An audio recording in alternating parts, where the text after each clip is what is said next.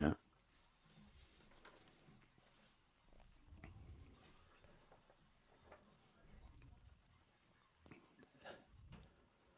Hey, Storm Freaks, it's Phil. Hey, we're guaranteed to have some turbulence here on episode 188. Joining us is Amaryllis Cotto. She's a meteorologist and officer with, listen, the Hurricane Hunters. Hey, we've also going to be sharing some of our Chasers Gone Wild clips and our hashtag Weather Fools on Stormfront Freaks Live! Going green. Greenwich. Saddle them up. You got it, boss.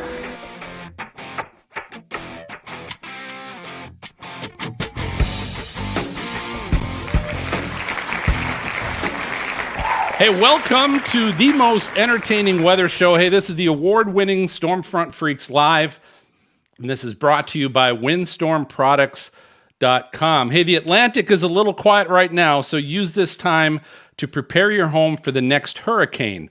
Our friends at Windstorm Products have the world's largest online selection of hurricane hardware. You can plan now and shop windstormproducts.com for your hurricane hardware and shutter installation tools. Hey, thanks to our Patreon members and our teammates. They're scrolling across the bottom of the screen. Thanks for supporting the show. You can join our team as well. You can get access to interact with our exclusive Facebook group of co-hosts and over 50 past guests. We also have a number of tiers and more exclusives, but you can help support our show for as little as $5 a month. Find all those details at stormfrontfreaks.com.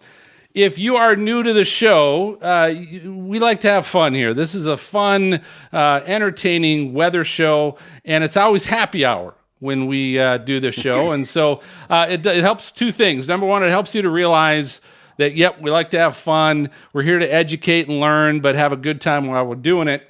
It also introduced the co-hosts that happen to be on the show tonight. So we're going to go around the bar, find out what everybody's drinking and who's here. I'm going to start with Serena Arnold, our meteorologist and author. What are you drinking tonight? Yeah, I brought a weather beer again today. Shocker! I know, right? So predictable. Granite Roots Brewing. It's called, the green screen doesn't work. All of the Raindrops. Nice. All of the raindrops. Like it. Like, who would have known? You've probably brought like 100 different weather beers on the Easily. show. It feels like who'd that. know thered be that many weather-themed beers out there? That's I know. great. Or that you Some of drink them are that much. You know. Either of those are concerning, but yeah. All right, on that note, Mark Maz Massaro, our former on-camera meteorologist. Maz, what do you got tonight? I got my citrus clouds from Truly. Very good. Just Ooh, I cracked like it open a those. minute ago. Oh, I like it. It is it. good. Very Those are yummy. the best. Oh my gosh. Aren't they? I know, right? Good I have on a funnel warm here day. somewhere in a hose, so I'll see if I can get that down. Good on a warm day. All right, Jen Watson, on-camera meteorologist at the Weather Channel. I know you're working there, doing some on-air stuff. So cool. Good for you. Yeah. Kudos. Thanks. I have coffee, you guys, but it's official. You're awesome. But yeah, it's been a very busy day and week. I had a shoot this week too, so there's just been a lot going on. So yeah. Irish I'm coffee. drinking Yeah. Irish. All right, and then Greg Johnson, our storm chaser and photographer. Greg, what are you drinking? Well, I'm drinking something I'm going to call a rain delay, and you'll understand when we get to our Weather Fools segment, but it's essentially Malibu rum, pineapple, and a little Sprite mixed in. So, yum, yum, yum. You're Yeah, being a sounds little good. tropical tonight. Mm-hmm. Very Well, good. it is tropical storm season. I'm just drinking my margarita in a bottle. That's all I'm drinking. So, all right. And then of course we've got MJ. MJ's in the back in the green room. He's running the show as well. But Maz, let's get to our esteemed guest this evening. Absolutely. We are very excited to have First Lieutenant Amaryllis Cotto from the Air Force Reserves. Very excited to have her on. Amaryllis is currently a meteorologist at the National Weather Service in Houston, Galveston, after spending time at the San Juan office. Now, she's also a meteorologist for the U.S. Air Force Reserves and is part of the 53rd Weather Reconnaissance Squadron, the Hurricane Hunters. Shout out to them, based at Keesler Air Force Base. as an aerial reconnaissance weather officer. Amaryllis has a BS in meteorology from Embry-Riddle Aeronautical University and a master's in science in geoscience from Florida International University, with focusing emphasis on meteorology and hurricane dynamics, and a super smart lady. Thank you for your service. Thank you for being here. You're working, so you can't drink tonight while you're there, but we know you're imbibing mentally with us and stuff. So I gotta ask, because you had said you're living your dream. Tell us your story? How did this all come to be your dream? Absolutely. So the long story short is that we were living in Homestead Air Force Base area, Miami, Florida, at the time that the beautiful Hurricane Andrew came through. It's known in history that there just wasn't enough time for us to kind of get out of the path of the storm, and we actually were one of the people who got the eye of the storm. So by the time we survived the whole ordeal, we had nothing left. We went through a very traumatic experience, and I was very young, and I still remember very vividly, like the sounds, things that were happening all around me, the glass shattering, wood breaking, and I was so small, but it was so intense that to this day, that was kind of like where it all started. That's where I got the little raindrop. So how old were you when that happened, Amaryllis? You're not supposed to ask that because we have Well, math. I'm trying to invoke Joe Harding from Twister, right? You have this experience as a kid, I'm assuming. Yeah. Yeah. So you were really young, so it really imprinted on you. And here you are years later as a hurricane hunter. Like, does it blow your mind sometimes? It does, because the whole what kind of, it didn't go wrong. What Mother Nature's, it's totally right. But the thing was, it did some rapid intensification. Nobody was expecting it. It was one of those very kind of dull years. There was no tropical, stuff going on, and then here comes Andrew, and it also diverted. Like, it didn't follow the original forecast path, so there were a lot of things that were just did not happen as we were expecting it to happen. And because of that, like, I ended up being one of the victims, and that was kind of like my motivation to kind of be like, I don't want people to have to go through that kind of experience or maybe lose their lives because of it. So here I am. I'm going to study rapid intensification. I'm going to, be curious about it. I'm going to start flying airplanes. I'm going to start doing things so that I can eventually be a person that can better the forecast and be able to save lives. Did you solve world peace yet, too? Just asking. So, Amaryllis, what warrants a mission, a hurricane hunter mission? Can you walk us through, what criteria has to be met for you guys to make an initial flight out into the storm? Absolutely. So it has to do really different things. The environment changes, and things that the National Hurricane Center is looking for changes as well, depending on the storm. Typically, most likely, what we'll see is that the National Hurricane Center kind of sees something in the models or something in the environment, satellite imagery that is out of, curiosity. There's something that might develop or has the potential to develop. That kind of starts the wheels going. And from there, then they kind of set up, all right, we need to investigate this if it's going to be something that's going to be developing within the next couple of days. And that's kind of how we get the ball rolling, where then we're all on the Air Force side trying to get our crew. We're trying to get everybody in line, who's available. We're pilots or meteorologists. And then, so from there, it all kind of falls. It's a train effect. It all falls into place. But it starts from actually looking at data, satellite data, the forecast models. A lot of people now are used to seeing, what is the GFS showing, the Euro, all of this, like, is there potential?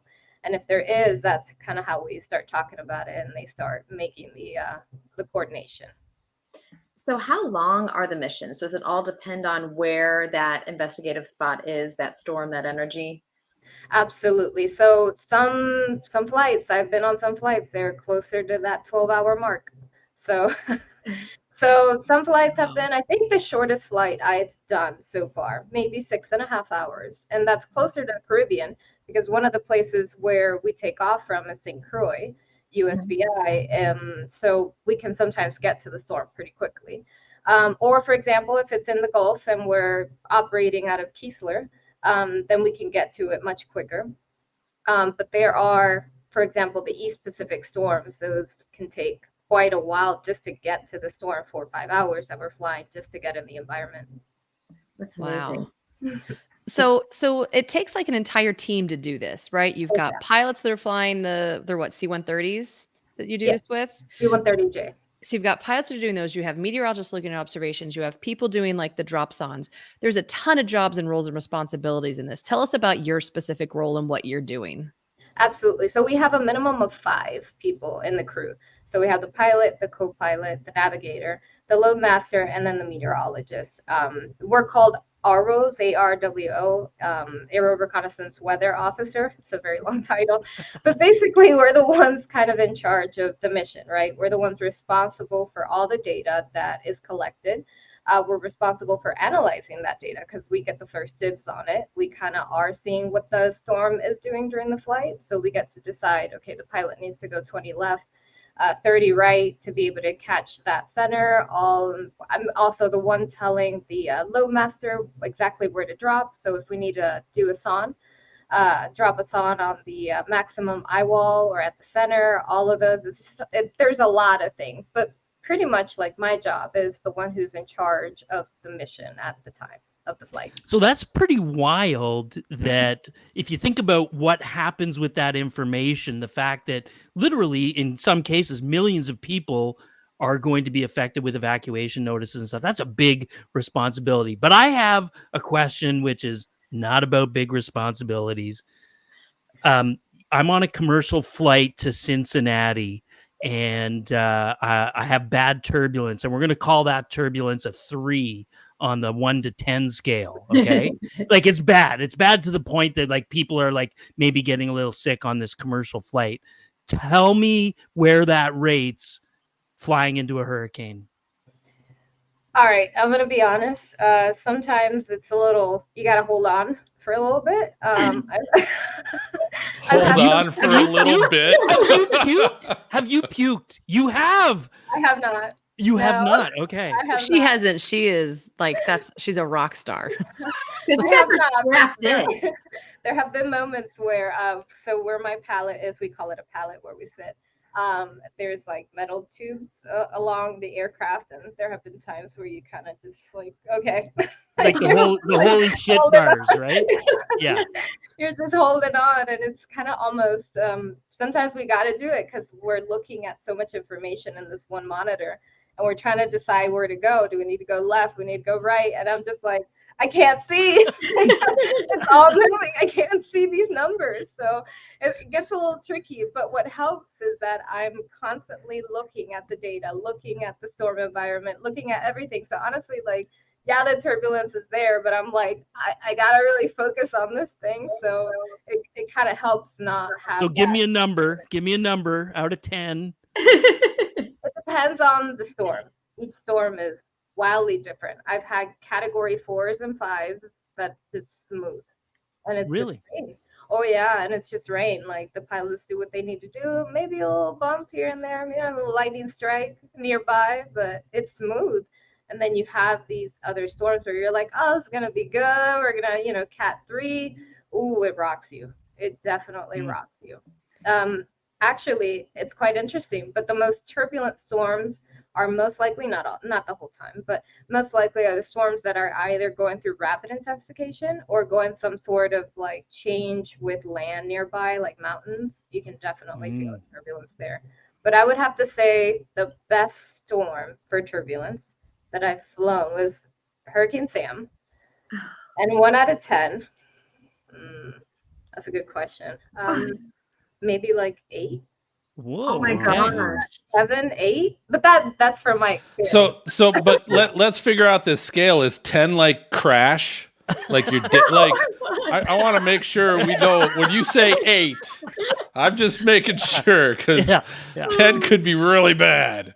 10, okay, so 10 would be like the pilots calling it off and be like, we can't fly Oh. through this. We need to Okay. just either wait it out or reanalyze our Okay, so engine. does that actually happen there? Are there times and are there conditions that you simply cannot fly through? Sometimes. So we fly most of it, but for example, we have radar the whole time. So if we see something that might resemble a tornado or something that could be like a vortice that we sometimes see inside the inner eye wall, then we'll try to fly around it. Our radar is actually equipped to kind of signal turbulence. And I remember Hurricane Sam, we were flying into it and you can't quite see it when you're about 100 miles away, but as you get near, you start seeing the monitor flash a little bit more, and as you get closer, it's just started flashing all over the place. And we're like, okay, all right, this is gonna rock. So we did the first pass, and I was like, well, wow, okay, I wasn't expecting that. We're all like trying to like, okay, that was a little intense. All right, we got this, and then it was kind of funny because then when we were gonna cross it again, the pilot's like, all right, I want everybody strapped. So Hey, have you ever? go ahead. I was gonna say, hypothetically, have you ever heard the pilot be like, "Oops," or anything like that? I mean, hypothetically, because He I left know we his got mic TR on. on the line and everything. So No. hypothetically, like, oops, we're at an 11. I'm sorry. No. We always try Okay. to fly, crew safety is first and foremost. We try to get as Right. much information as we can, but the navigator is also helping looking at all of these little things that the radar is indicated. The meteorologist is there, verifying that we're flying also like the appropriate path, but it's also safe. And if we need to divert, we're also talking to the Hurricane Center the whole time. Like I'm typing away, talking to them. Like we need What to. about altitude? What's the range on altitudes that you fly? Because you go at different heights, right? Yeah, that's a great question, actually. So if it's something that's not quite developed, let's say a disturbance, or they're trying to figure out if there's something there with the wind pattern, we can fly as low as 500 feet up. Wow. Yeah. That's That's cool. crazy. That is an amazing view, actually. Wow. That's Wow. Yeah, that low, you can actually spot sea turtles. Oh my Really? gosh. Yeah, so Okay, This your one- 12-year-old girl just came out of you right there. Oh my God. I yeah. can see sea turtles. It's so pretty. But so something that's more developed, let's say we go up in height depending on different things, depending on how convective it is, how turbulent it is. So we're always trying to fly at a good, reasonable height that we can recover. But once it's usually category 1 or above, it's at 10,000 feet. Now we have had storms. The reason why we fly at 10,000 feet is that when you get to the center, you actually lose height. So you're much lower than when you Oh. started, and then you kind of recover because of the pressure differences. So That actually- Amaryllis, tell us what it's like to be in the center. Like you're flying through the storm, it's all bumpy and crazy. You've got the clouds and everything. You can't see anything. And then you get into this calm center. Like describe it to us. Like what is that like? So I've seen the stadium effect is what they call it when you finally, some people, the meteorologist is so busy that sometimes it's kind of hard to get away from our little window and just kind of head up to the flight deck and look at it. But I've had the opportunity to do so. And I've had 2 very vivid memories where one was a very large stadium effect, like Laura, because I flew the landfall mission for Laura. Was it Laura or Ida? One of those. And it was absolutely beautiful. Like you just see this tower of clouds. And you're like, oh my gosh, we're in the center of this. Wow. And it's insane to be able to fly a Cat 4, Cat 5. And then Any pictures? Did you take pictures? lots of pictures. But Okay. the most memorable one for me was actually flying at night. You can't see anything going into it, and you're just riding through it.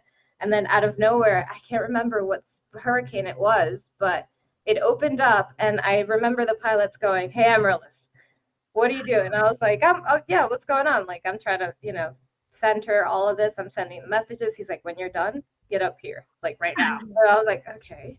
And when I go up there, it's the beautiful moon and the stars in the center of the hurricane. Oh my gosh. Oh my Mhm. God. That's so amazing. Greg's photography head just Oh, exploded. oh, Like, I I saw it. didn't have a good like lens. I only have my cell phone, which it only looks like a white dot. And you're like, this does no justice. yeah, wow. So no selfies, none of the selfie stuff. Hey, Can't it's get the it. stadium in the Can't get it. And then we can't use flash because the pilots can't be blind, you know. So All right. like, oh, but it's beautiful. It's like surreal. You're just sitting in the middle of this hurricane and you're looking at the stars and the moon, and it's like, wow, this time and place, nobody is here right now but us. Oh my That's God. incredible. Wow. Okay, so I've got a two-parter. One, how many total people make up the entire like Hurricane Hunter wing or crew? And the second is there was one storm last year they went through that was, I remember there was a huge drop in altitude during it, and it was kind of hairy. And I remember reading all about it on social media. How big is the whole group? And were you a part of that flight, or do you know anything about it? So I technically I wasn't part of that flight. I was here in Houston working it. But I remember that a couple of people had experienced the severe turbulence of it. And some, I think the people that were most impressed too were the media, because we actually had media join us in some of those flights. And it was, I wouldn't say they were scared, but it was like a moment that if you're not used to experiencing that kind of environment, it can be a little daunting. Clean up in aisle 3. So I remember they sent me videos and I was impressed because it's videos of them sitting in the back and you can see they're just going in air. Like their feet are just like floating. So they're doing zero gravity thing going on inside the storm. And I was like, ooh. That was pretty intense. And then I was like, how did you feel? Like, did you like it? And they're like, no, I'm not doing that again. So like, it depends on the person. Like, I remember that storm when I started getting all the stories and all the inputs from people, I was like, that was a wicked storm. Like, usually that's not normal. Like that was a very interesting storm because it wasn't normal to get that much severe turbulence in it. That's interesting. I was wondering kind of that perspective on it. Like, is it as bad as it seemed, or was it, I think it's awesome. I want to ride on the vomit comet someday. So I'm like, sign me up for it. Yeah, I think Noah was flying that storm too, and they had I think they have videos that they put out from one of them that actually showed how bad it was, and everything's like, you see all the paper everywhere, you see things are flying all over the place, and yeah, it can get pretty wild. So wait, whoa. Hey, I still want to find out how many people, how many people, that other part of the question, how many people make up the whole wing or group? So there's a lot of people actually involved in the crew, although we're very small compared for the Air Force, right? For a squadron, we're actually quite small and very specific in what we do. Actually, we're the only entity in the military that does this kind of mission. So for meteorologists in itself, for ARWAs, there's about 20 of us total. And it's divided by traditional reservists and full-time. So I'm one of the traditional reservists, so I'm not there full-time. So that's why I'm full-time here with the National Weather Service. So we've got about 20 meteorologists, and then pilots are more because you have to have a minimum of 2 or more per flight. So you can, I don't know the exact numbers, but it's almost double, could be triple the amount of what we have. Then you have the load masters that are about 20 as well. Navigators, which are about 20 as well. So if you look at the numbers, it comes to a couple of hundred people, but it's not as big as a normal military squadron in itself. That's neat. And I was wondering if like the whole thing on 20 people's shoulders or like 200. So that's cool to know. Yeah, it's actually up.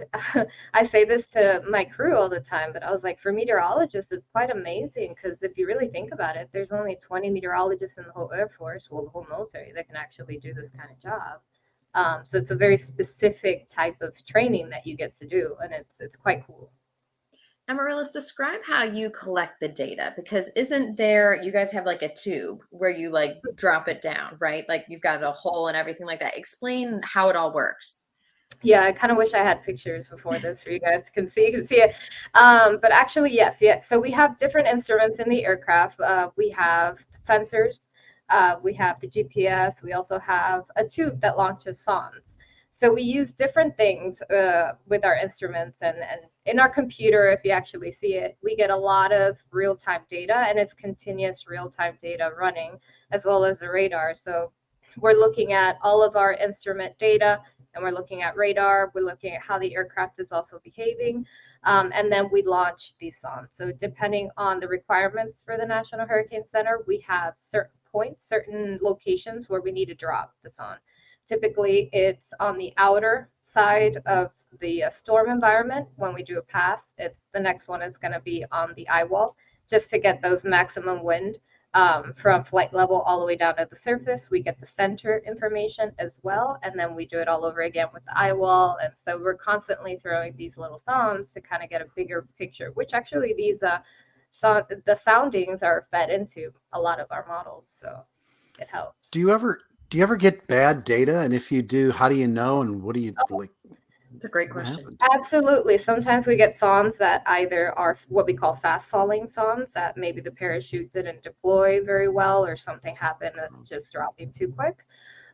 We also maybe have like something that just it's not communicating with the aircraft. It's no good. So in most situations, we just try to get one. The loadmaster has a couple ready. So he immediately knows, like, okay, not a good sonde. So, okay, let's batter another one up and put it in the tube and try to launch it. So sometimes we get bad data, and unfortunately, we're like, that one wasn't really good. There's something a little sketchy about how the profile looks or how the numbers are calculated. So we kind of have to discard. But we as meteorologists get training to recognize that the data is bad or not. So we're able to quality check all the stuff that's coming out of the aircraft before sending it to the Hurricane Center. And then the Hurricane Center does a reanalysis, and they decide if it's good data or not, and then we continue our mission.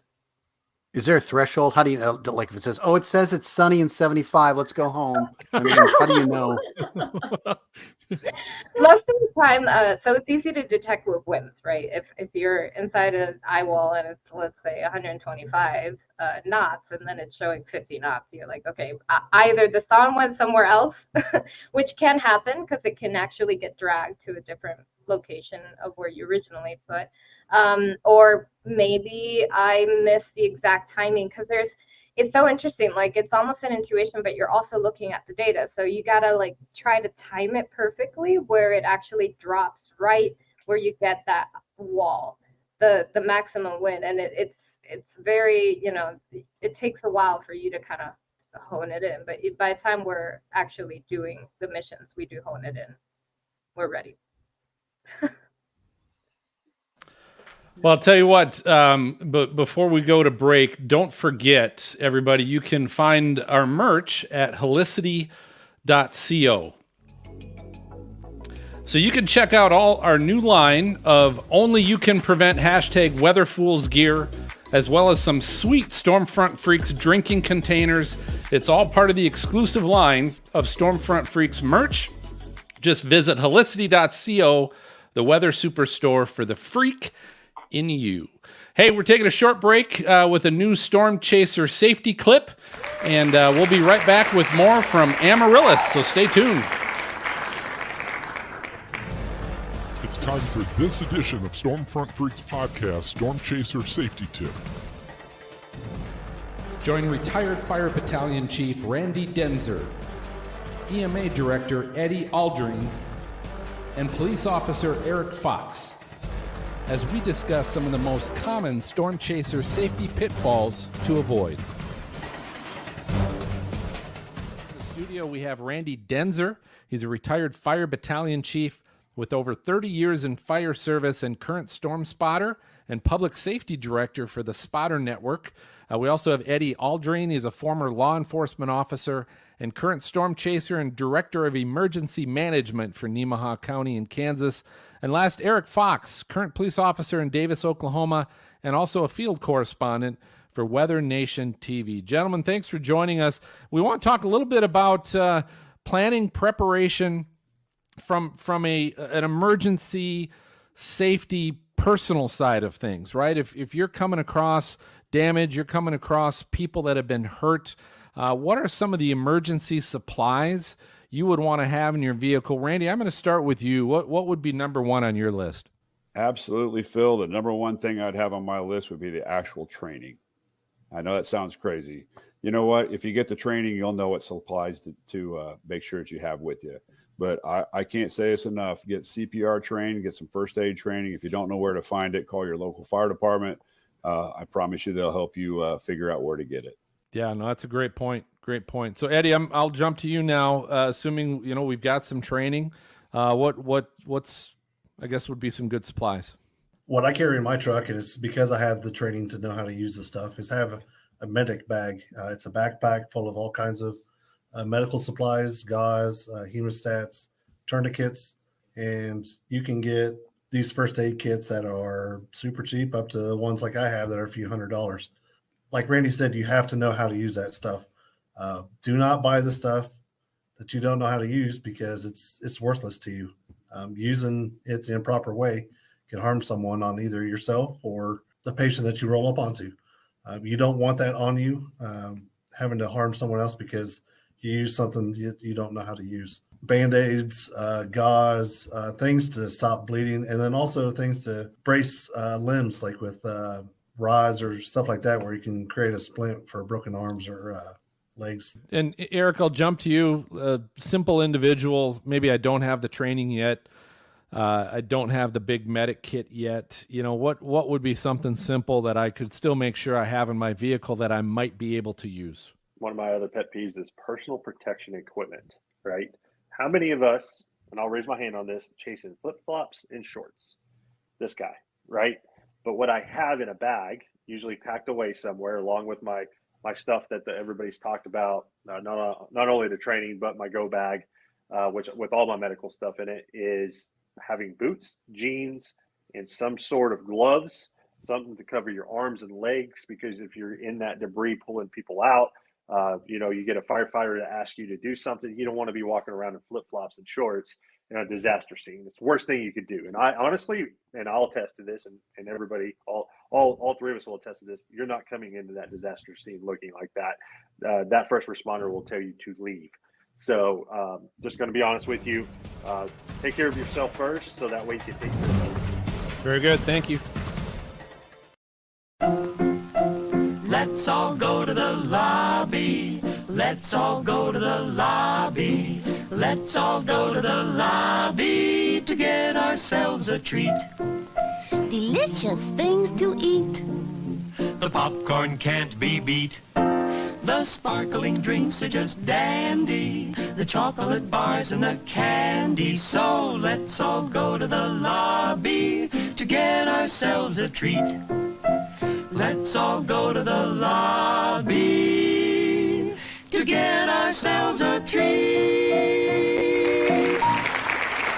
All right, so we're back with Amaryllis, and I want everybody, if you happen to be tuning in live and you're watching us on YouTube live, feel free, if you've got a question for Amaryllis, you can put that in the chat, and if we've got some time, we might ask that as well. But my question is this, Amaryllis.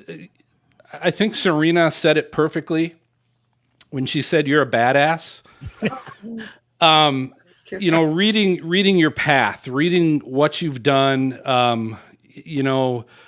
going to school, going, through flight school, pursuing and, like a dog going after becoming a hurricane hunter. I mean, it really seemed like you were uber focused.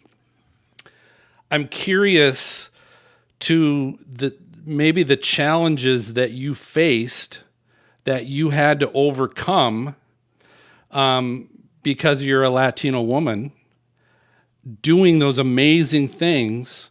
What challenges did you face that you were able to fight through and you're proud of? All right, let me gear up for this one. But honestly, yes, we do go through a lot of difficult moments, especially when we're doing something that's not known, right? Not a usual career that we put ourselves to do. I think, when you're looking at it from the sense of passion, determination will kind of fall in with passion, and it's supposed to. And for me, I'm just extremely grateful for the people who kind of supported that passion. I see that to me weighted more in my career as I did all my studies than the setbacks. Yeah, there were setbacks, and there are people who always, like, it doesn't matter who you are. There are people who are going to make it a little difficult for you. And that's part of the challenge. I mean, that's life, right? And you kind of grow as a person, or you grow within the career, and then you kind of find these people who are really passionate about seeing you get there as well. And those are the people who are really going to make a difference in your life. And I think they deserve to have that memory, that attention in my mind, rather than the people who try to make it difficult for me. But I've always been in a very male dominant situation. Even with Embry-Riddle, it was male dominant. Pilots are, that career is very male dominant. Meteorology also. So there's a lot of things that the military. So there are a lot of things that were very male dominant, involving a lot of males in my career, and even in the National Weather Service as well. But for me, it's like it's all part of the process. Being a woman, being a Latina, and I really didn't care for people who didn't want me there. I cared for people who did. Right And the on. people who I was kind of inspiring as well. So I come from a very small town in Puerto Rico. Extremely proud of it. Very humble beginnings, right? But here's a dream of this little girl who didn't even know this was even possible, to the point where even in my 20s, I didn't know that this was possible, even after I graduated. But I still pursued it. It was my passion. It's ultimately what I wanted to do. And I did other things. Aviation to me was part of another type of career. If it didn't work out, I did air traffic control as well. That was part of my studies. So, there's kind of Of little course things. it was. Of course it was. Little air traffic control on the side. Well, I just kind of, I prepared myself for more than just this. I was super focused on being a hurricane hunter, but it wasn't the only thing that I focused on, because I kind of wanted to broaden my experience as well. And I met wonderful people from all kinds of different So careers. in the epic movie of Amaryllis Cotto's life, it's going to be, who's going to play you in the movies? Who's going? That's a good one. Who do you want to play you? Ooh. Actually, I think Wonder Woman would be. Yeah. Oh yeah. I love that. She rocks. She's Can't amazing. argue with that. Hey, here's a question about weather and flying in this airplane. You're flying in hurricanes. Inevitably, there's going to be lightning everywhere, right? And those planes have to get hit from time to time with lightning. Is it something you train for? Do they say what happens? What's the effect on the airplane? Has it ever happened to you? Yeah, it does. It happens quite often, actually. Really? The plane is equipped for all of that. Like, these planes are tanks. And we have, we're on the side of caution. If we lose our instruments or whatever, we're not going to continue flying. That's obviously like, okay, we need to return back to base. So there are different things that can happen, and it's actually quite awesome, the things that you feel during, well, to me, it's quite awesome, the things that you feel during the storm. So, like, you can, for example, there were storms where you feel the turbulence. There are other storms where you actually hear the hail. You Really? see the lightning all over the place. I think there was a video last year of them in this environment, and it's just like flashing everywhere, and they're just calm flying through this thing, and it's flashing everywhere. So what actually happens when lightning hits the airplane? It depends. Sometimes it doesn't get affected and we continue the mission. The pilots kind of reassess, look at everything. They make sure that all their equipment is working perfectly. And if it is, we continue with the mission. And if not, then we would have to return aboard the mission. But you know when it's hit, right? What? I said, when it's hit, right? You're like, we're like, did we just? Or you're like, yeah, we got hit. Yeah. And sometimes, what's another point is when you can sometimes smell the ozone, like in the aircraft, like in certain paths when you're in the storm environment. It's like a natural air freshener for the aircraft. Everybody just goes, oh, Okay. All right. We just got a whiff of it. It's like dew. It smells like dew, morning dew. Because I'm pretty sure if I was in a plane that was hit by lightning, you're going to smell something. And it ain't morning dew. First you say it, and then you do it. This is true. So Amaryllis, I have to ask you a question. Phil actually put in some questions into AI, like what we should ask you, which they came out with some interesting questions. But one of them, which I love, which is perfect, nailed it on the head. Hurricane forecasting has made significant strides in recent years, but there obviously are still challenges to overcome. So what are some current areas of research and development that show promise in enhancing hurricane prediction? It's a great question. Oh, absolutely. That's a great question, actually. So, scientists all the time are bettering the models, right? So a lot of this stuff, it's kind of like you're saying AI, we're learning, we put in new information in. So the bigger our database, the better the model is going to do over time. So we're seeing that these things are improving, but as well, like whenever we do a flight, it improves the forecast from anything from like 25 to 30%. That's how significant each flight is that we do. Because even like strength, sometimes if the National Hurricane Center has an idea of what its strength is, and we go in there and it's like, no, this is already a Cat 1, and they're like, well, here goes this special tropical weather message that it's already a Cat 1. It's beautiful seeing rapid intensification while you're in it, because you can actually see sometimes the eye wall replacement cycle, and we'll sometimes experience that in flight. And that's something that models don't catch yet. It happens too quick for it to actually. So on Friday, when NOAA puts out the track forecast, and we see a dramatic change, for example, in that track, would you attribute that being less from the models and more from maybe the data that you guys are collecting? A lot of the at the moment changes can happen from our flights. They're seeing all of this data come in, they collect all of it. It's kind of funny because with the National Weather Service, I actually see how it goes, because I'm part of this process of seeing how it all trickles down from seeing the data, their analysis, to them updating either their strength forecast or their path forecast, right? The intensity or the track. And it's beautiful seeing how it all, from this data that we collect, how it all kind of improves more and more. And if you actually look at statistics and you look at the cones, how it used to be just 10 years ago, the cones were a lot wider. Yeah. The amount of people that we used to have to evacuate were a lot more. And now we've gotten a little bit more specific. We've gotten better at actually predicting the track. And all of this is just same thing, learning, more database, more information that's out there at the time. We're flying them, so we also input that. So it all just contributes to all of it. So Amaryllis, speaking of getting better, do you ever foresee a time when AI and remotely piloted aircraft just kind of take over? So I think NOAA currently is, and I can't, I don't work for NOAA, for the hurricane hunters on NOAA, so I can't really say exactly what they have. But I believe they've already started working with drones. And correct me if I'm wrong, but I think they might be launching these drones from their aircraft. So there is still something where we have to, with the aircraft, get into the environment in order to put these drones out. But it's getting better. I mean, our technology, the amount of stuff that we have available, our instruments are always being updated. We're putting more stuff on the aircraft to collect more specific data. So all of that eventually just helps hone in on how much better we can get at our forecast. Wow.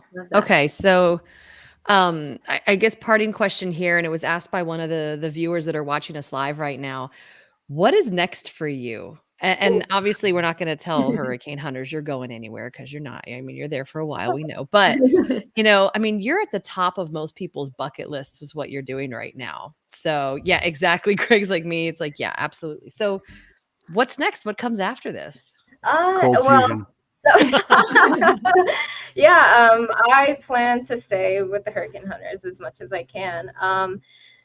you know, your life takes through different paths. I have open doors, some closed, but you know, the open doors could probably be, who knows, maybe something a little bit more integrated within NOAA, within the National Weather Service. We'll see what options, what availabilities that I get in the future. But I might, you know, there's been talk about me maybe studying something different and being able to apply to it. Psychology has been one, because I'm very interested in PTSD, post-traumatic stress, when it comes to certain weather phenomenon, you know, especially hurricanes, which is kind of what I went through, where still to this day, I have a certain smell that once I smell it, it immediately takes me back to that little kid that saw the whole home destroyed.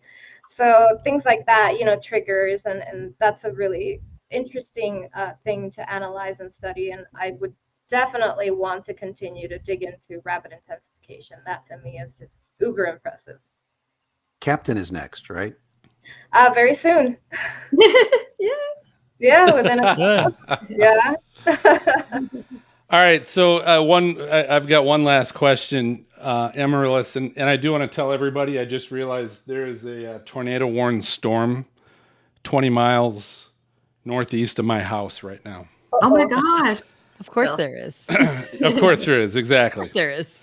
Amaryllis, there is no place I would rather be right now than right here talking to you. So were you in Houston during Harvey? I was actually in San Juan. You were, okay. I did help the Houston office doing like a couple of things like our Spanish media graphics and all that, but I actually sat down for Maria. Oh, really? So I was in Puerto Rico working Maria. So I guess just tell me what that experience work in the office, because that's obviously unique. What was that like on that during that storm? So can I say disclosure that I think hurricanes love me? I've got Andrew, I've got Georges, I've got all these like different storms from Puerto Rico being raised there, and then I come back to work and I also get Maria and Irma, and so Maria was actually quite traumatic. Maria was, and it's not just from working. You know, I have a better understanding at this point. I'm not the little kid that I used to be with Andrew. I understand what it is, what I'm expecting. But still, you're never ready. You're never ready for the post event of everything. And I think that was the most shocking, the heartbreaking part of it. I remember I did videos right before it struck Puerto Rico with Weather Nation, I believe. And they asked me one question, like, what can you say? And one of the things that I said is like, a lot of people don't know. And they were like, well, we don't get it. It's like, they just don't know what's coming. They know what's coming, but they don't know. The whole after effect of the hurricane is so heartbreaking. It's hard to get back. You know, people in Puerto Rico didn't get power for almost a year. So how do you live? How do you find new ways? You lost jobs. Your hospitals are, you know, they're at its critical. You have people who can't get the help that they need or the medical attention that they need because everything is just impassable. And so, I mean, for me, for example, I didn't know of my family for days. Wow. So we were hunkered down at the National Weather Service. We could not leave. And then it wasn't for a couple of days that I was even able to get to my parents. By some miracle, I saw them one random night. They weren't even expecting me because we didn't have anything, no communication, no cell service. And I won't ever forget just the moment of seeing them, and then my mother just almost collapsing in my arms because she was distraught having to go through that experience again. It's heartbreaking. It is, and usually when I tell the story, I break down, but I promised myself I wasn't going to cry again. But it's something, you know, and it was so, it even like motivated me to even more because at that point I was very close to being with the hurricane hunters, but it wasn't, it was almost borderline, you know, there was something there that hadn't occurred yet, so I wasn't technically in. And that to me was like a huge boost saying, you know, I absolutely have to do this. Yeah. I do get told I tend to make people cry Amaryllis, but probably for true. different reasons. Yeah, we roomed together on storm chasing. Yeah. All right, so hey, that is the sound, Amaryllis. It's time for our lightning round. So this is our game show of flashy and brilliant questions that we always get to play with our guest. And so we're going to have fun tonight. I'm going to call this game Barforama.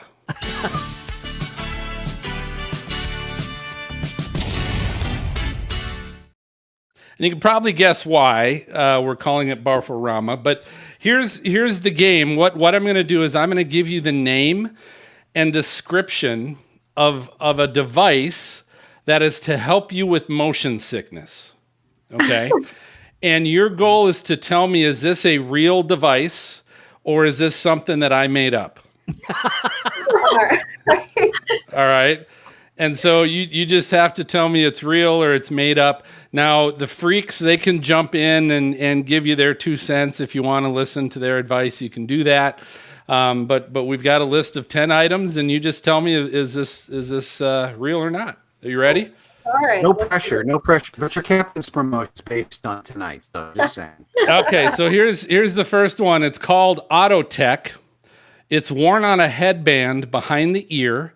It uses subtle vibrations to change the way the brain computes the fact that the body that it's attached to is in motion. The Autotech, is this real or made up? No Googling. I'm trying to think of the science behind this thing. Like, is it actually plausible? Like, is it? Hey, just because it's something that's real doesn't mean it works, right? Isn't It just this the means lightning round?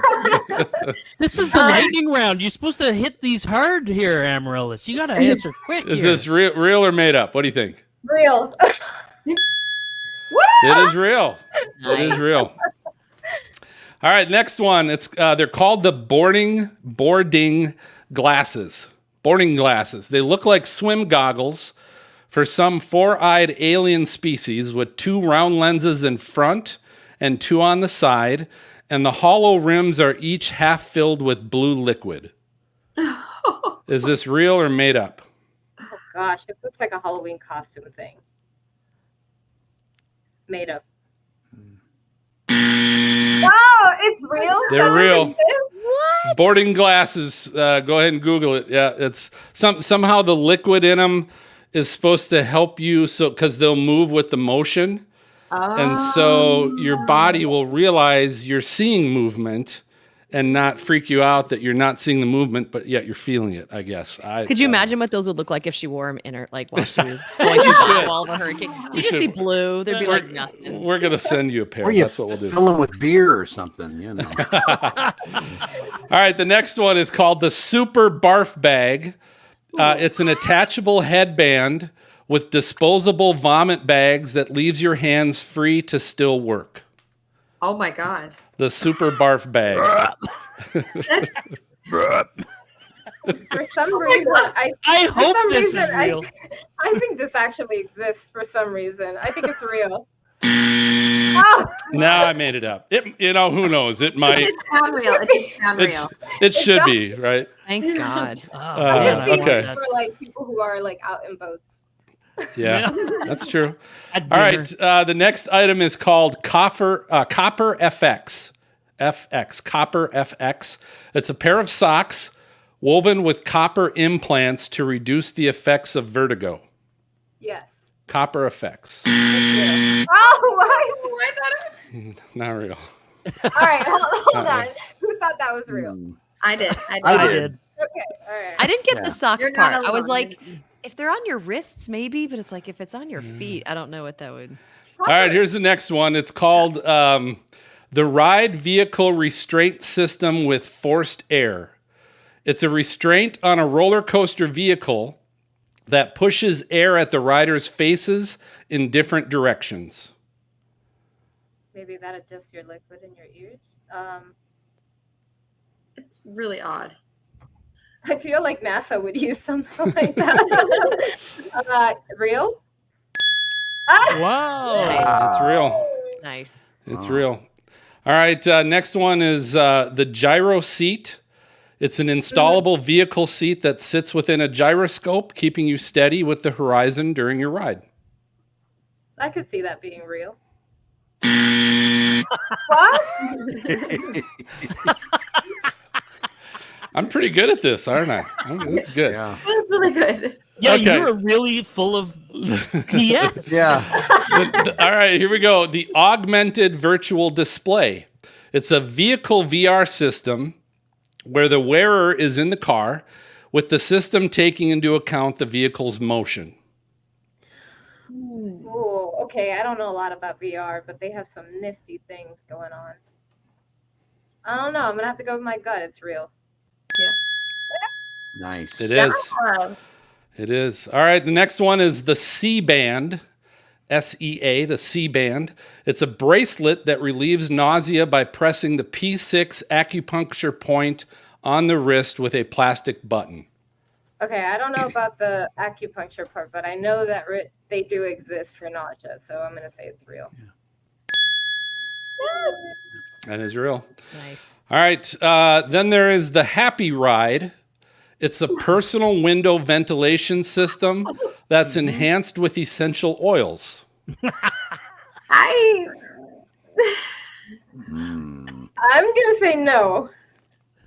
Wow. Oh my God. Now, Wait. so I'll say this. I'll say this. This might not be in production, but it was an invention by like a 7-year-old girl that displayed this on like Good Morning America or something. But it's when she's in the car, she can roll the window down, but it just has a vent that blows outside air into her face and has essential oils in it. And Interesting. it helps her with her car sickness. So we're gonna call it real. All right, last one. This one's called the Sickless app. It's an app that plays gentle music with a bass level that's inaudible to human ears, but pushes intermittent bursts of air into your ears while you listen, keeping your equilibrium steady. Wait, what's giving you the air? The Sickless app.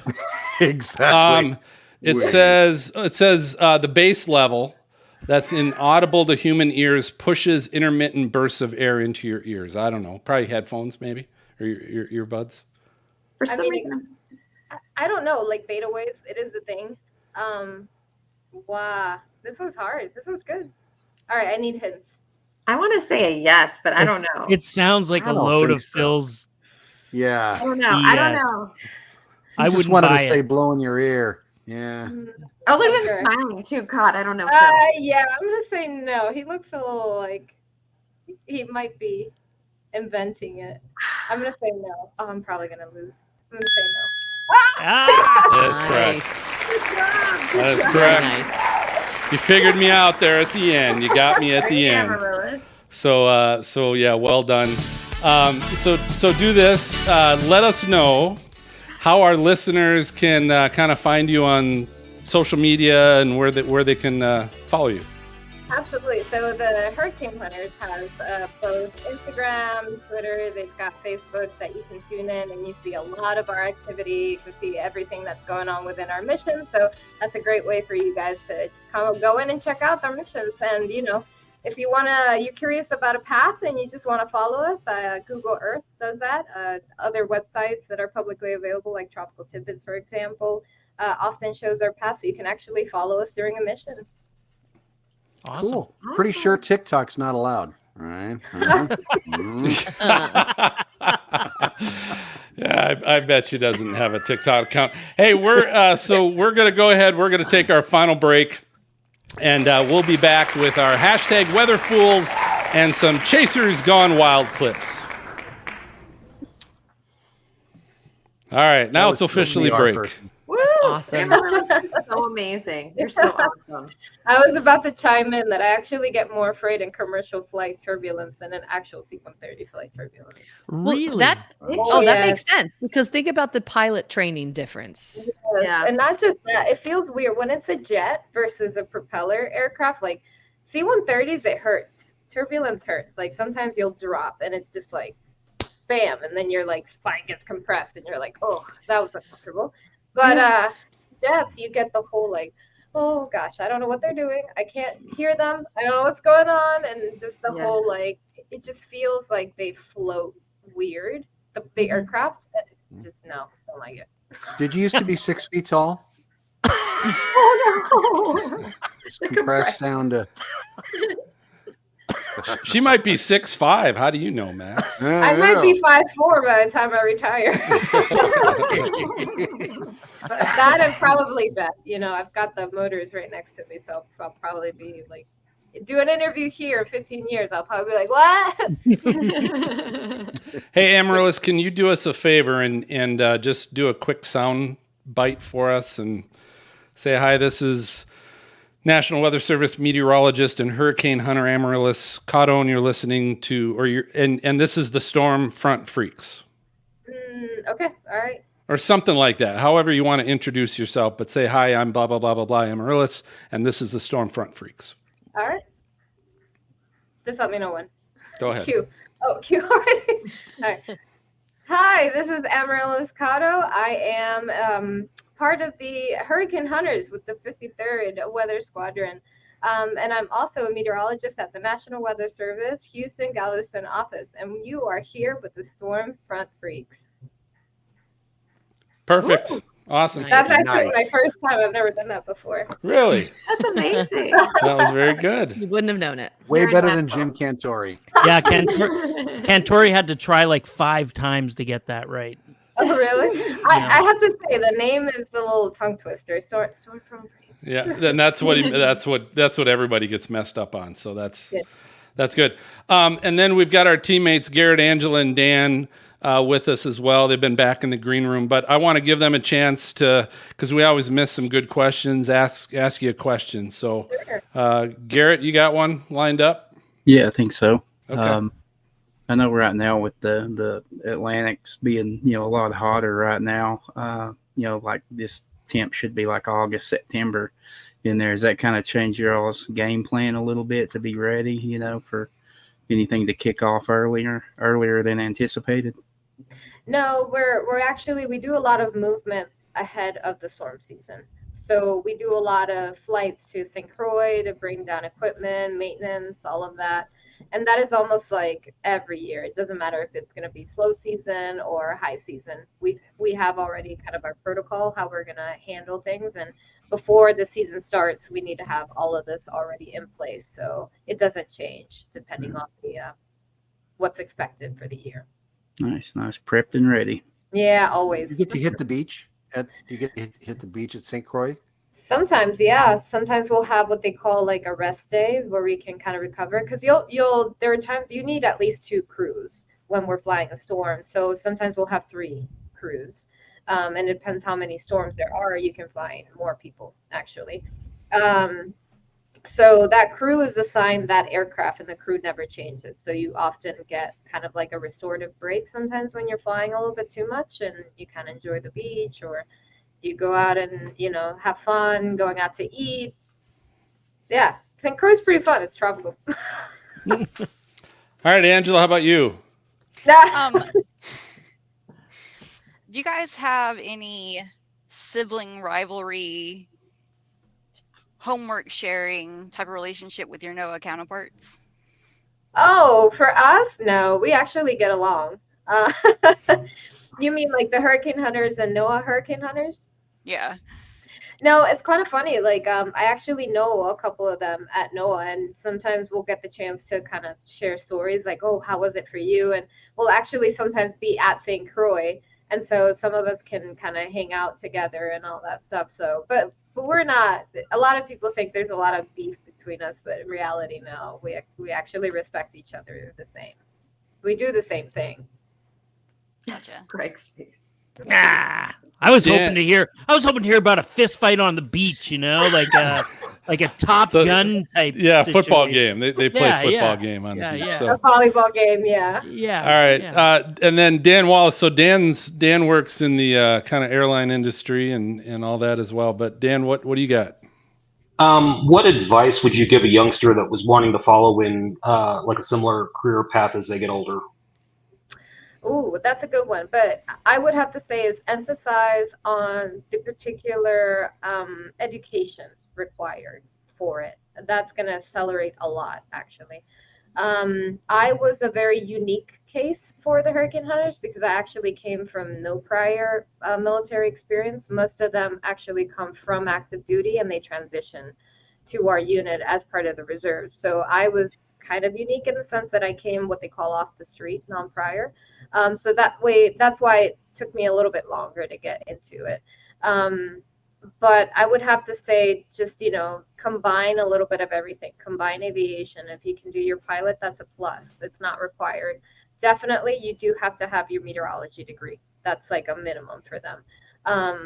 Little things like experience or, if you're active duty helps. So yeah, just kind of try to educate, like have the education on point. Thank you. All right, Amaryllis, if you've got to go, you can go. We still have a couple other segments, might take another 15 minutes, so you're welcome to stick around if you'd like and be a part of our peanut gallery, or it's up to you. I'm okay. I actually gonna have to head out soon here. Okay, cool. Yeah, well, thank you very much. Yeah, thanks for joining us, and that was outstanding. Maybe next time I can join from the Weather Service side and feel a little more relaxed about it. And then you can drink then, right? So I don't want to get in trouble. I don't want to get fired after 11 years of working. Oh, we've had plenty of people on the show from the National Weather Service drinking with us. That's you mean former people at the National Weather There you go, right. former. Yeah. Good. Well, Amaryllis, thank you so much. I'll be in touch, but appreciate the time. Thank you. I had a blast. This was actually really fun. Thank you so All much. right. Good. Cool. Thank you All so right. much. Talk to you later. Thank you. Bye-bye. Bye. Bye. That was fun. She's Yeah. so She's cool. awesome. Phil, level one guest right there. Yeah, like Yeah. absolutely. Top. I want to be her when I grow up. No kidding. Mhm. Yeah, she was awesome. Me too. Mhm. Me too. All right. Okay, am I Greg. the only? Am I before you go there, Phil? Go, am I go the ahead. only one? Like I asked her who wants to play her. Did anybody else think that she is a J-Lo? Like I I did. did. I did. But young J-Lo. Yeah, 100%. Right. Young yeah. J-Lo. Yeah. Yeah. Yeah. But I mean, come on. Anyway, okay. Yeah. Go ahead, Phil. No, that's Hard-hitting questions right there. it's deep shit. That's deep. All right, so Weather Fools, Greg, remember to. So again, coming out of break, Yep. MJ is going to play the Drive Under the Moon video. Correct. And then coming out of that, he'll play the hashtag Weather Fools video. And Greg, you'll need to unmute yourself so that you can kind of transition as that video finishes up. Yep. And introduce hashtag Weather Fools. MJ, do you By the want to way- give us the order that you want us to go in? Well, do you? Yeah. I mean, I had the way I put them up on. They have them up right now is Greg's 2, and then Jen's, and then Phil's. But do you want to switch? Do you want to go first, Greg, after you introduce, or do you want to go in the Sure. middle? Yeah, that's fine. I'll That's do mine fine. first. Okay. Yeah. So Greg's 2 are up, and then Jen's, and then Phil's. All right, so Jen's got 2, I've got 5. Jen's got 3. Oh, she's got 3, sorry. Right, Jen? Okay, I thought you said 2. Okay. Yep. Greg 2, Jen 3, Phil 5. Got it. And then when I'm done with my last one, then it's episode 188 show notes at stormfrontfreaks.com. Copy that. And when Greg finishes that, then MJ will play the Chasers Gone Wild video. And then again, Jen, you'll need to unmute yourself during the video. Again, you can watch the little status bar at the bottom of the screen. We'll kind of tell you when the video's coming to the end. Okay. But you can come in. And so what this is, so we've done this in the past, but there are a number of different kind of storm chaser video games out there right now. And so this is segments that I've found of basically like Weather Fools, but it's people playing storm chasing games and they're just kind of doing stupid ass stuff that you wouldn't do in real life. Yeah. But just, storm chasers gone wild while playing storm chasing video games. And then I've got a clip a video clip. I gotta pull this up. And MJ, yes. So I'll share my screen and play it. Okay. And it's got 4 little, the whole video is like maybe only 2 minutes, but there's 4 separate clips in it. Gotcha. And obviously you don't have to unmute yourself because I'm sharing my screen. I'm not playing a video from the software, so I'm sharing my screen. So you guys can kind of comment as you see them, and I'll try and explain if someone's listening, right? I'll try and explain here's what's happening as well, but you can comment as we go through it. That's about 2 minutes. However, if you were muted, you do still have to unmute. Yeah, right. Yeah, just check. Just check. Right. Yeah, just check. But and then I'll finish just by saying, hey, if you have a video of your friends playing storm chasing video games, send it to me. And we don't have any Freak Fan Box, Maz, so then I will just, after that, I'll go to our close. And when I say catch you next time, MJ will play the closing credits, which is about a minute long. Correct. And then we'll be back. Okay? Awesome. Beautiful. Question, is audio important on any of the not for my Weather Fools? No. I know what happened last time when I'm not in the green room. Even if I'm playing and sharing the screen, you can't hear the video. I got it. Job that makes security. sense. Job security.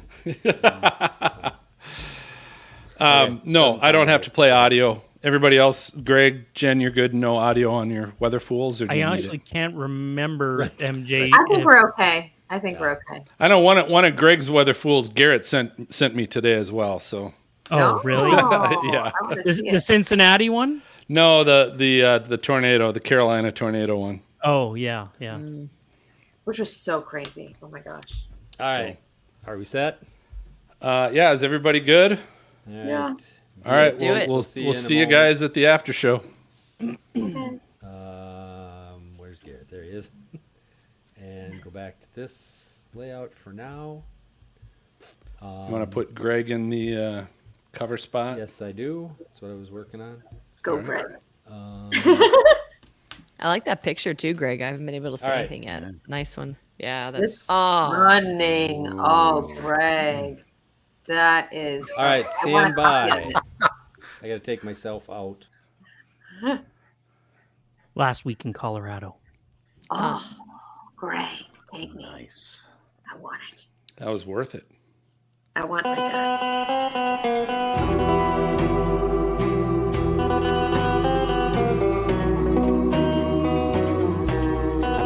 This is Joe Morosky from American Ninja Warrior, and you are listening to Stormfront Freaks Podcast.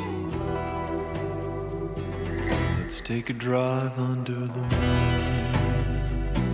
Let's take a drive under the somber sky. Let's take a drive under the moon.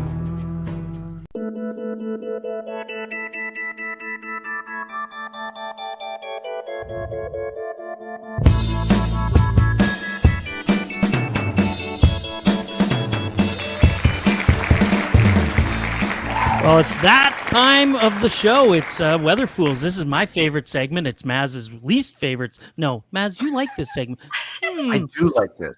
No, it's the troll bot. You don't like it. Anyway, this is Weather Fools. This is where we're going to bring to you some of the biggest mess ups, mishaps, people doing dumb stuff with weather. And I'm going to go first.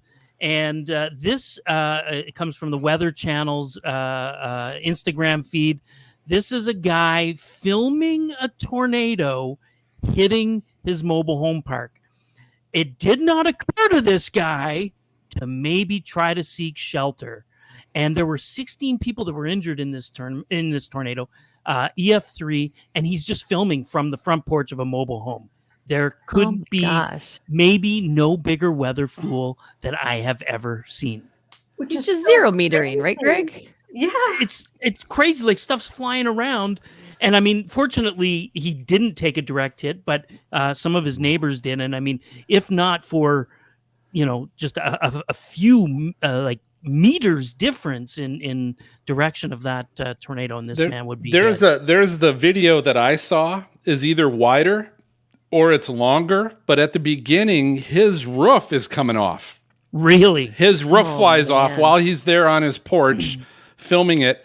And my comment is, if you're going to put yourself that much in danger, just go out in the yard and make sure you actually film the tornado, because you're not risking anything else at this point. Right. Like at this point, like, listen, you like really set a record here.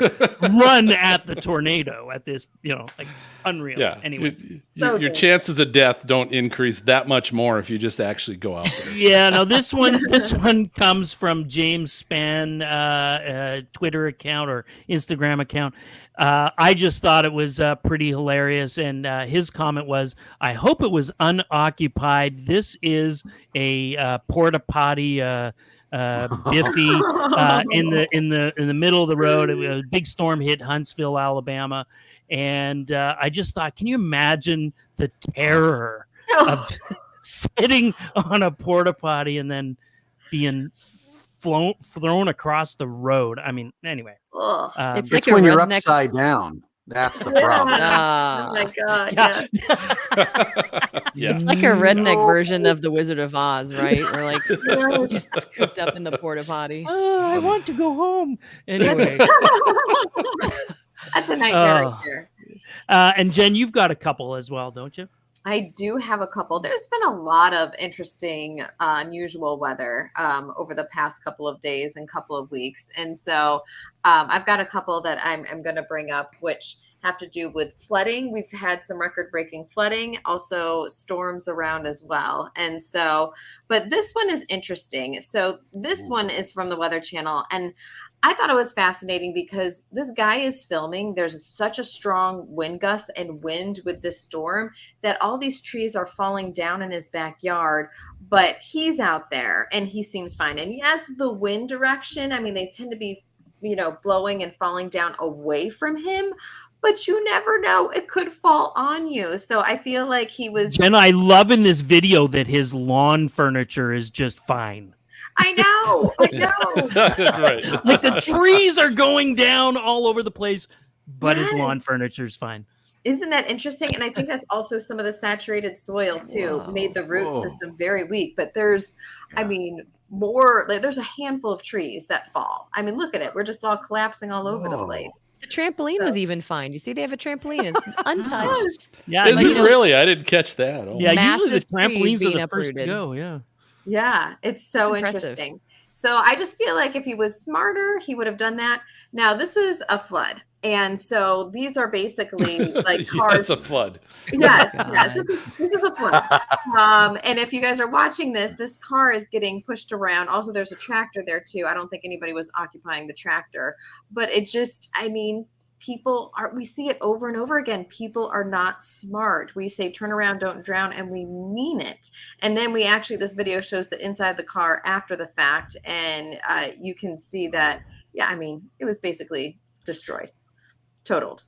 So there's that one. And then we've got one more. So I'm from upstate New York, and there was so much rain that fell. And we all, Serena knows New England, they've had, incredible flooding events and record rainfall amounts, but they're driving right along this like mountain, and there's water, literally waterfalls coming down. And it's terrifying because you don't know, there could be a rock slide, a mudslide, and there's a cliff right on the other side. They're literally driving around a mountain, and it's terrifying. And there's been so many of these landslide videos lately that it makes you wonder. Like, this looks like something that you would see in I don't know, like Indonesia or Thailand or something. It definitely doesn't seem like New York.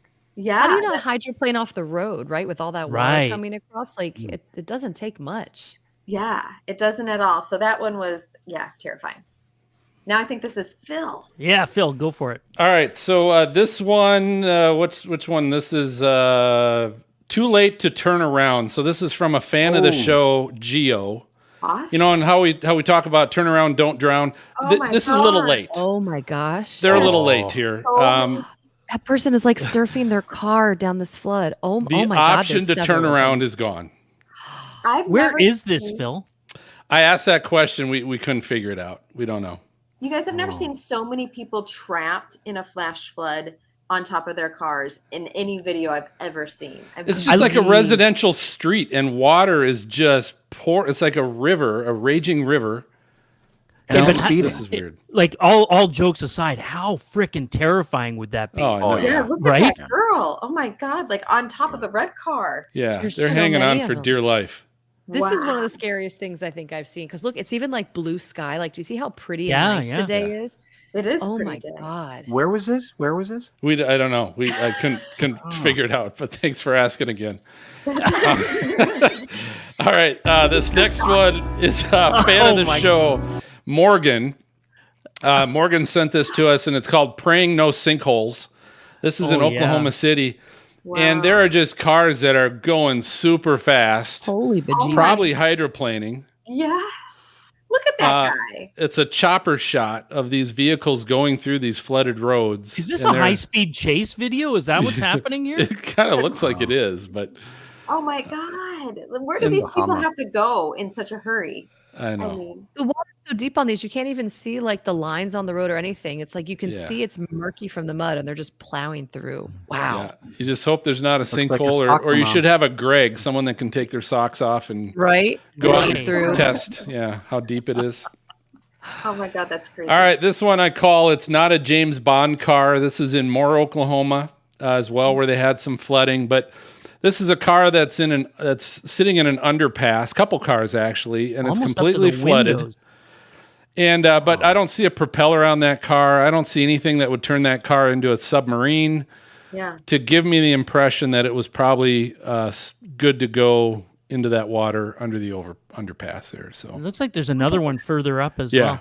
yeah. Yeah. Oh my God. Wow. It just doesn't make sense. People make So turn around, don't drown. All right, the next one I call Chicago and Midwest shitbag. And this is a storm chaser. He goes by CJ. He's with Chicago and Midwest Storm Chasing, but there's a couple things going on here. Number one, it's plenty bright out, and he's still got his stupid frickin' flashers on. There's no reason for him to have his I shouldn't call them flashers, his light bar. Yeah. He's got his stupid light bar on, but that to me is kind of the stupid. I'm not a fan of light bars unless you're pulled over and you're So is this a trying to road warn rage something. video? I can't tell. Yeah, Is this a yeah, road it is ra- too. Okay. It's a Yeah, road so rage video. I think he was mad that he wasn't letting him pass or something, and he passed, and then he realized that these chasers were filming him. So then he kind of put on the brakes and slowed down, but That's yeah, hilarious. I a moron like that, I just don't like the fact he's using those light bars. And then this last one I call Rockin' Hard. Oh, that's loud. Rockin' Hard at Red Rocks. Oh, right. And this was a few weeks ago at the Red Rocks concert hall or whatever, outdoor concert hall. But they had a hailstorm, and people were just getting hailed on. But to me, it's just, the people that are organizing these events at an outdoor event like this, you got to be aware and weather aware of what's going on, so you don't put thousands and thousands of people that are at a outdoor concert in this kind of situation. This video doesn't show it, Phil, but there was quite a few injuries from that event. Yeah, well, this person has welts and they're bleeding. Their leg, they're bleeding. They're like under a table right now or something. But you can see people running, trying to find shelter. Yeah. Yeah, and the Red Rocks Amphitheater is right there on the Front Range, and it's like Denver is the hail capital of the United States. Like, how does this happen? And I mean, I think that video shows very clearly: don't wear skinny jeans in a hailstorm, right? Like, you're gonna get welts. I mean, I think we That's the established lesson we that. learned. Yeah, that's the lesson. Thanks, Greg. Yeah, you're welcome. Listen, guys, that was Weather Fools. Show notes, episode 188. And let's move on.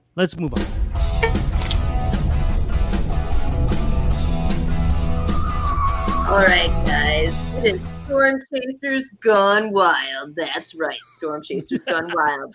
So the thing is, there's just a lot of storm chasing video games out there, right? And sometimes, storm chasers don't make the best decisions. I mean, maybe they're testing new things out. I don't know when they're going to actually be out there in the field, but they do some idiotic things and it just doesn't make sense. So let's get right to it, Phil.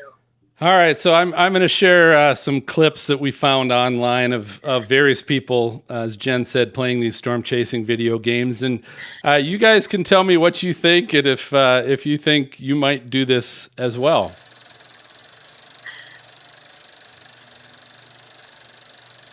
There's no way we're going to be able to drive through that. But if we don't, Oh, we're gonna, So I here's like where this is going. This guy's driving towards a tornado. nothing else on the laptop. I love how realistic this is. There we go. Oh. It was nice knowing you guys. Oh, man. I wish. He salutes. He's going straight towards the tornado. Hope you guys enjoyed the episode. Thank you guys so much. I'll see you all later. Oh my God. Now watch this. So he goes airborne. Time runs out before we hit the ground. Oh my God. Potentially pass the mission. Watch him land. Somehow the car lands on all four tires and he lives. And he's even surprised. Look at him. How surprised he looked. Oh, that's funny. So apparently part of the game you're supposed to photograph flying animals. Oh my God, dude. That's oh, so it's coming for us. Oh, we're done. Look. So he's standing in front of a tornado taking photos. I feel like I'm gonna watch this. That's a pig. Got it. Oh my God. There you go. He's photographing a flying cow. Frank would be really good at this game. Oh man, Yeah. I would love that. Yes. Hey, are you good, bro? Oh, Starts checking out a dead cow. Oh my God. Oh no. He's taking a photo of the cow's udder.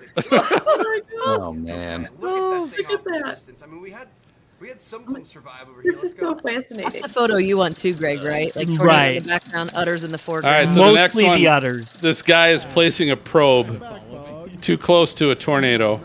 Oh, this is like the Twister living out the movie Twister. Oh yeah. It's too close. Oh no. That's amazing. So he's trying to drive out. Oh, is he making it? It's so close. Oh my It's the God. Will Ferrell screams in the background that are really doing it for me. That's half of it. Yeah, well, just listening to these people. Oh, did he survive? Did he make Yeah, it? he survived. He's good. Yeah. He's good. Look at him. But then the same guy later he blows a tire. So you got to watch this. Oh, yeah, he hasn't hit anything in a while, probably. Things are going great, and then what happened? Oh, barely. Oh my God. Oh my Oh. Oh no! Look at him. So he's rolling. Driving too fast for the conditions. I love the slow mo of it. Yeah, then they do slow-mo him. Like he had to have rolled that truck like 6 times. That's amazing. Oh my God. Okay, Phil. Need that barf bag. Here's Exactly. Here's an idea for next spring, Phil. We don't go storm chasing. We just all get together, have some drinks, and play storm chasing video games. That sounds actually like a lot of fun. That would be good. It beat the board game we played. That's for sure. Yeah, but if we do that, Brady's not allowed. No, That's true. This is very true. That is true. If So, you want- anyways, so that was our Chasers Gone Wild clip. So I want to let everybody know if you've got a video of your friends playing a storm chasing video game in some wild way, send me the link or send me a clip at phil@stormfrontfreaks.com. We might play it on the next show. So I think that just about does it for this episode of Stormfront Freaks Live. Thanks for tuning in. Before we announce the guest of our next episode, Do us a favor. If you like our show, hit the follow and subscribe button and help us get discovered by sharing your favorite episode on social media. I should have Jen do this. Freaks, how can people follow you and find your content? So, Jen, I'm going to start with you. Yes, all right. So I am JWatson_WX on Twitter and Jennifer Weather on Instagram, Threads, and TikTok. I love it. All right, Maz. On Twitter at MoneyStorm, the number 4 and the letter U. Very good. All right, Greg. I am Tornado Greg on all social media, and you can also check out my teaching website for camera stuff, photography. It's called cameraeasy.ca. Yes, Greg. I love it. All right, Serena. Oh my God, we all sound like WWE stars. Everything for my socials is at Weather Serena, WXCYRENAAA.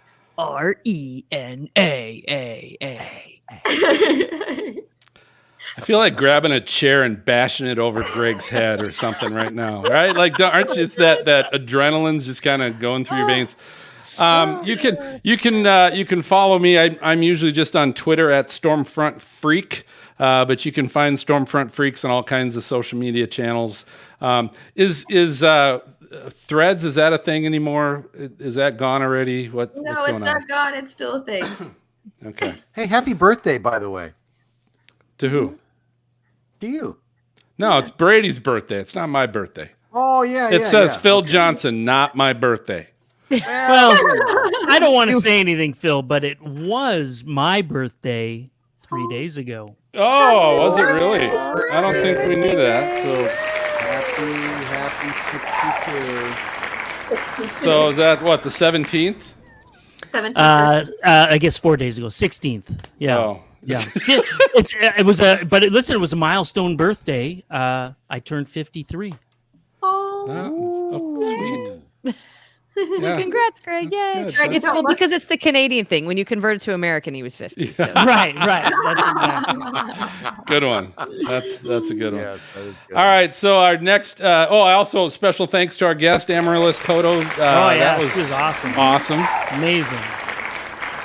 I don't think our live feed got shut off, so I don't think the government was too concerned about our questioning, so that was good. And our next episode, so this is going to be fun, we got Mike Boylan. And if you don't know who Mike is, he's of Mike's Weather page. Anybody ever use spaghettymodels.com? Yes. Mike's weather page. So that's Mike Boylan. So he's going to be with us, obviously discussing the tropical storm season. Stormfront Freaks will be live Thursday, August 3rd. 9 o'clock Eastern, 8 o'clock Central on YouTube. And of course, the audio podcast will be available that weekend as well. So for Serena, Greg, Jen, Maz, MJ in the back there, and of course our teammates Garrett and Angela and Dan, I'm going to signal the all clear, and we'll catch you guys next time. So good night, everybody. Bye.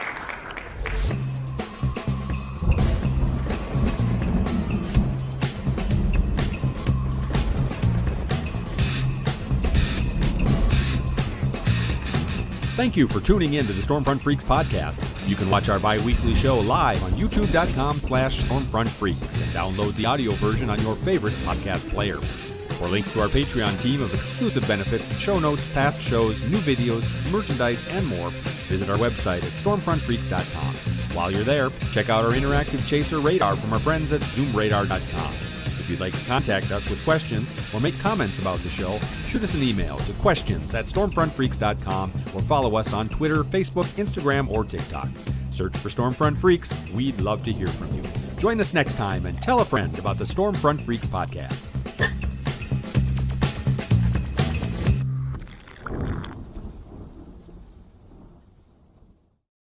No. All right, good show, everybody. That was good. That was really fun. She's an awesome guest. Wow. Yeah. She is so amazing. When I was reading her story, I was just like, oh, she did all of it. Are you kidding me? Like everything she did. And then like you said, Greg, and I figured I could fall back on being an air traffic controller. Yeah. You know. Just one of the hardest careers, you know. But Crazy. No big deal. Guys, I wanted to ask her. Sorry to have any interrupt. fun in I gotta college? run. I gotta run, guys. Sorry. Oh, we love you, Greg. Hey, buddy. Yeah, sorry, guys. Bye bye. He's got to hit the shitter. Happy birthday. All right, see. Phil, I love you, Phil. That was a look of confirmation. Wasn't it? Like, yeah, okay. Suddenly. All right, so Angela, I didn't get to ask where you're at tonight. Where are you at? I'm in Des Moines, Iowa. Oh, Nice. Des Moines, Interesting. Drake University. Very cool. That's fun. I spent a couple years there. You did. It's good. That's cool. I can't remember a whole lot of places. Peggy's. You ever been to Peggy's in Des Moines? Check it out. Check it out sometime. We have Good a place. terminal here, so that's where I'm at. It closed in 2003, but Did it really? It probably I did. don't know. It probably did. It's now called something else. It's probably a library now or something. Who knows? But all Oh my right. God. That was so much fun. That was such a good episode. It was. You guys had great questions too. So good job prepping that. yeah, and- I could ask her questions for like hours. It was pretty cool. And the AI ones were good too. Hey, yeah, wasn't that crazy? I just typed in, Stormfront Freaks questions for Amaryllis Cotto about, and I just typed in a few things and wow. It was just a kicked good all that one. out. And she even said so too. I was like, yeah. Right. Impressive. I love it. I think I have to, next time I'll just type in a whole script and we'll just let AI run our show and Isn't that crazy? What could go wrong? Yeah. That's interesting. it is very interesting what that can do. So I'm going to have to, if you guys have any good ideas about how to use that, I want to keep trying to do something, whether it's Trollbot using someone's voice or, Yeah. I don't know. The voice thing is interesting. Someone at work the other day sent us all Johnny Cash singing Aqua's Barbie Girl that was completely AI generated. Wow. I've heard about that of music and you get different singers, doing different songs. No, that would be good. Was it good or what? It was. Did you cry? I thought it was sacrilegious. I love Johnny Cash. I was like, what have you done? And someone posted like the meme from Jurassic Park where it's like, yeah, but the scientists, even though the scientists did it, they never paused to ask themselves if they should. Or Should they? Right. Yeah. It was- That's good. That's good. Oh my God. Hey, do we have a name? Do we have a name for the show? Anybody think I had possibilities of clean up in aisle 3. That's funny. You can see the sea turtles. First Oh, you say it, then you do it. I had you're gonna smell it. You're going gonna to smell smell it. That was Maz's something like yeah. Yeah, those are all good. I didn't have anything otherwise. I was listening, but those are all good catches. Yeah. Garrett, Angela, Dan, you guys vote. Hopefully What we're do you want? listening. Did you hear anything good? I'm trying to think. Or you can vote for one you've already heard. I vote for sea turtles. Sea Yeah, the sea turtles Yeah. is cute. Though I love the cleanup on aisle 3 though. That makes you be like, what? What's going on there? But they're all good. Anybody else? People who hear the sea turtle one, just reading the title, they'll think we're talking about like turtle NATO, like Sharknado. Like, oh, they're turtles in the tornado and the hurricane. Oh, Steve. Good to see you, Steve. Steve's on here. Yeah, you're awesome. We love you. I can go with you can see sea turtles. That's kind of nice for us, but that's yeah, fine it if is that's nice what for if us, that's but- what people It want. is nice. I just like how wonder Serena how and that Jennifer's eyes just like lit up. Give the people what they want. Well, Yeah. given that she works with the Air Force, it probably would be a little more PC. I know, that's what I was did, thinking Garrett, I too. did think that too. All right. actually. All right. We'll do it. We'll do the sea turtles. That'll work. Yep. Who doesn't like a good sea turtle, right? That's Oh, yeah. true. Exactly. Exactly. 100% Dan. Never met a sea turtle. I mean, I didn't let's like. be honest. We all would love to see sea turtles at 500 feet Yes, we would. Yeah. above the ocean. So Yes. I just wouldn't want to be on the plane Yeah, I can't believe it's because I get motion sick. Yeah. I would, phew, dude. I'd have to wear those glasses that have The blue water. Yeah. Oh my God, Phil, the flight there, because the one show I couldn't make like a month ago because my flight was delayed, but the flight to Ohio to Columbus, it was so turbulent. It wasn't even funny. It was so bad. Like I was like do I want to fly home? Do I want to drive back to Atlanta? And then I ended up getting on that flight that ended up being delayed, but it was just, it was like one of the worst flights I've had in years. Tornado The warning. turbulence. West Central That's Baca scary. County in southeastern Colorado. East What you got going on there, Dan? Someone's got a tornado warning. Sorry, it's a tornado warning. Where is it?